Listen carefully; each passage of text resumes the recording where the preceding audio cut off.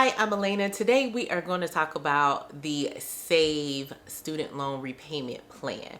I checked what SAVE stands for, and it stands for Saving on a Valuable Education Plan.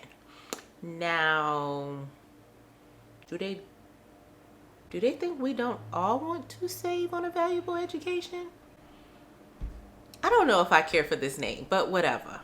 All right, if you didn't know already, the SAVE plan actually replaces the Repay plan. So the REPAYE plan, okay? So it replaces that plan. So if you are already in that plan, then you're good to go. You're already automatically put into the SAVE plan. The SAVE plan is one of the income-driven repayment plans. So it's based off of the amount of money you make.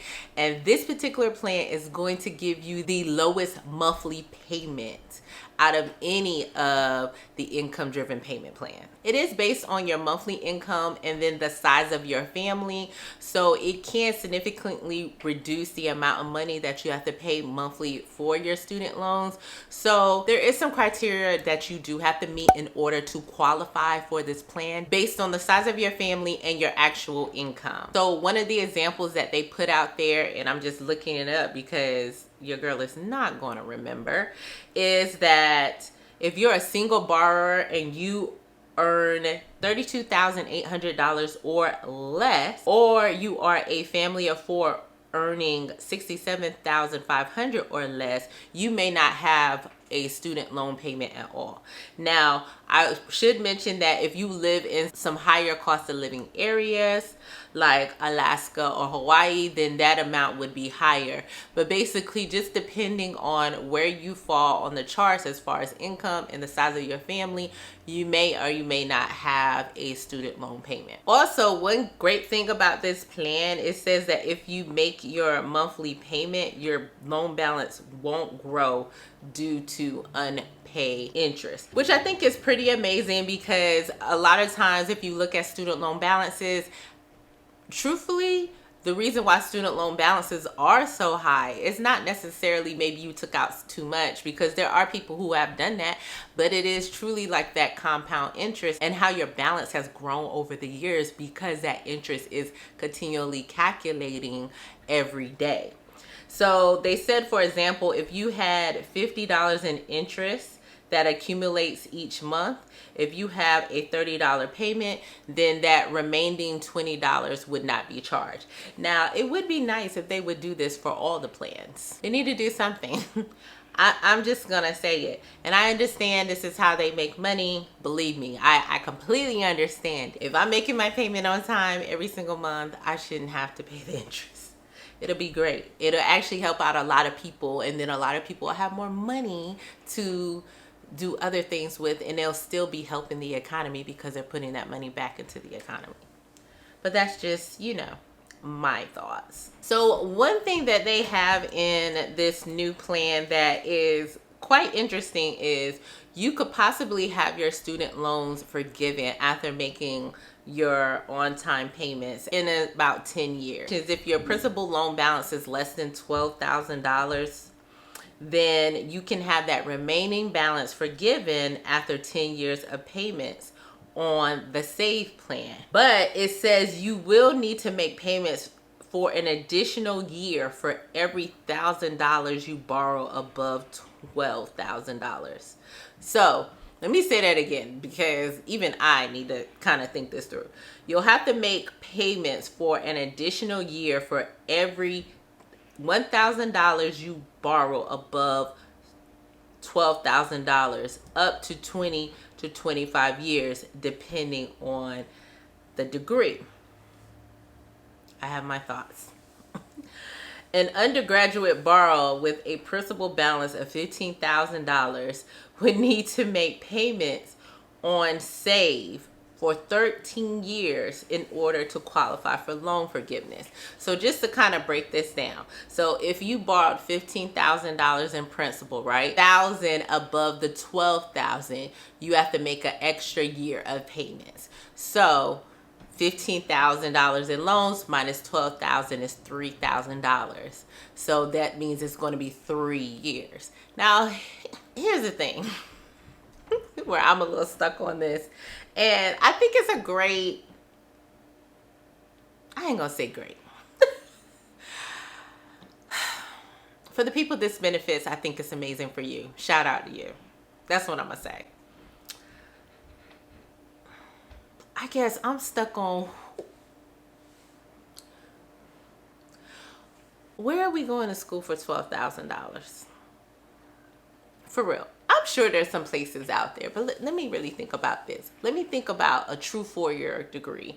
Like maybe if you do a 2-year at a community colleges and that's all you do, but truthfully in this, unless you have like a certain trade or a certain, certain education levels, I shouldn't say that. Let's say certain industries, right? Unless you're in a certain industry, like you gotta go a little bit further. So they just, unless you're in one of these states that is offering free education for 4 years. Yeah, okay. We just go. That's all I'm saying. Like I said, if you qualify for this, you're able to do it. Shout out to you. I do not like that caveat of the $12,000. If you have $12,000 left, right, and then they forgive it, right, like you've been paying, you took out more, and then like when you get to that 10-year point, if you have less than $12,000 left, and then you're able to get it forgiven, I like that better. But to say your principal loan balance had to be $12,000,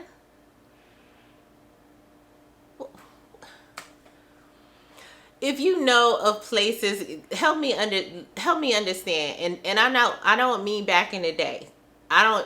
Truthfully, I mean now. I'm talking about now. If you know of a place where you can get a degree, and I'm gonna say a 4-year degree. Let's not say 2-year, because I think you can do it possibly in 2 years with some community colleges. But even where I live, the system that is very local to where I live is pretty affordable. There's no way you're going to pay less than $12,000 for 4 years. Like, that's only 1 year, and you got a little extra to go into the next year, but that's only 1 year. We'll say 1 year and a quarter. I don't understand it.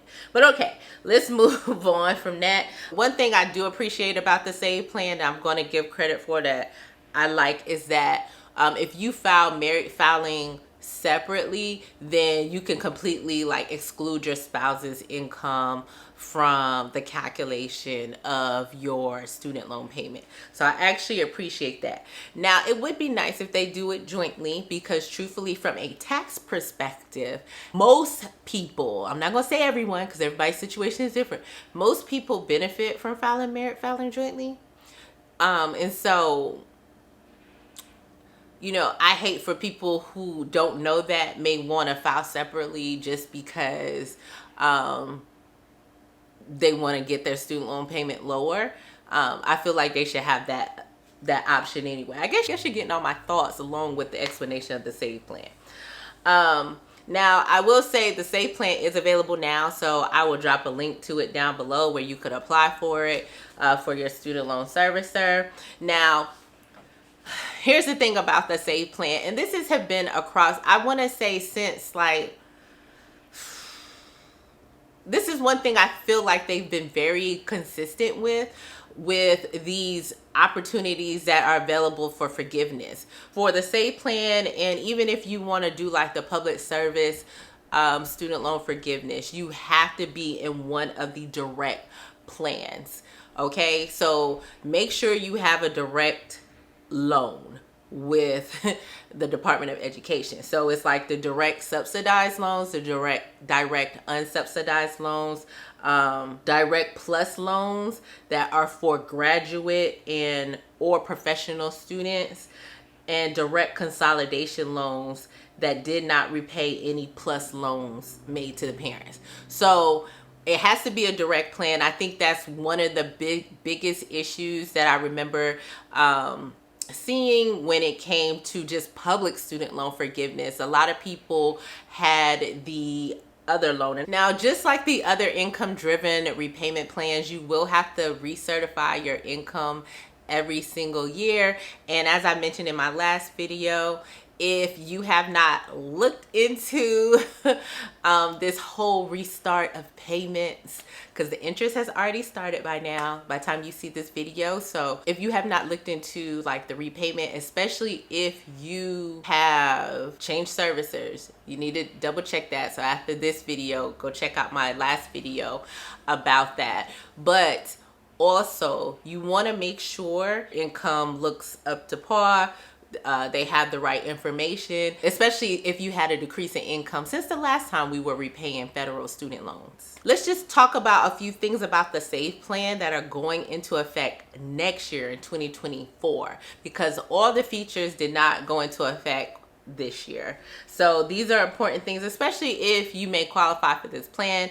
I'm going to throw up the chart, so make sure you check out the chart and see, you know, how it works for you. But there are some additional benefits, right? So basically they expect payments on undergraduate loans to be cut in half. So basically you're going to, instead of paying about 10% of your income, you're going to pay 5% of your income. That is the plan. They're going to bring into effect the whole thing where if your original principal balance was $12,000 or less, they're going to start that forgiveness process. So if you did have the SAVE plan, if you are one of those people who your principal loan balance was less than 12,000, and I do know of a way that will happen, but I'm not even going to mention it here. I don't think it's necessary. But if it was less than that and you are on the SAVE plan, then you could be in the running. I don't want to say in the running because it's not a competition, but you get what I'm saying. You could possibly have your loan forgiven. If you consolidate your loans, even though you're on the SAVE plan, if you consolidate your loans, your time for forgiveness will not restart. So that's a really great thing, because we know that was like a big deal with the public student loan forgiveness program, where before they did that waiver, if you consolidate your loans, the number of payments that you have made, you would basically lose them and you would start over at zero once you consolidate it. So that has been eliminated, which is a great thing. You'll also receive automatic credit towards forgiveness for specific periods of deferment and forbearance, which is really great because everybody needs that type of credit. And then you are able to make additional catch-up payments to get credit for any other periods of forgiveness or forbearance. And lastly, borrowers who are 75 days late will be automatically enrolled in income-driven repayment if they have agreed to allow the U.S. Department of Education to automatically pull their tax information. So that is one thing that is a part of the SAVE plan. Like if you sign up for them to be able to pull your tax information, when you file your taxes, instead of you having to manually update them every year, they are able to actually just get that information from the IRS, which would probably make it a lot easier for a lot of people, especially if you're one of those people who are not good with keeping up with like your deadlines to turn information in and checking your email and opening your mail, because you know typically those are things that affect your money. So if you give them that option, they will definitely go in, pull that information for you. And in this case, if you happen to be late and you gave them that permission, they will go ahead and sign you up for the income-driven repayment plan. Another thing too, if you're one of those people who you're already like delinquent, you're not exactly sure where to start, but you do want to, you feel like you'll qualify for the plan, and so you want to go ahead and apply, you can definitely sign up for the Fresh Start Initiative. I'll drop a link to it below so that you can get your loans out of delinquency. So again, if you are interested in the SAVE plan or you think you may qualify, definitely there's a link below. You can apply to it. It'll take you exactly where you need to apply and see if you actually qualify. I definitely think if you think you qualify, you should do it. If you're not sure, I dropped the chart I'll drop a link also to where the chart is located, just in case you need a little more time to look over it to see if you fall into the numbers where it comes to your family size and your income. If this video was helpful for you, go ahead and hit that like button. Go ahead, share it with a friend. If you have questions, definitely drop them down below. Let me know if you know a school where you can get a 4-year degree for $12,000. I definitely know it will help for the people who may not have finished. But at this point, I don't see how it's helping people go forward. But I do think it's a plan that is going to help whoever qualifies for it. So I'm excited about that. And if you have not subscribed, go ahead and hit that subscribe button.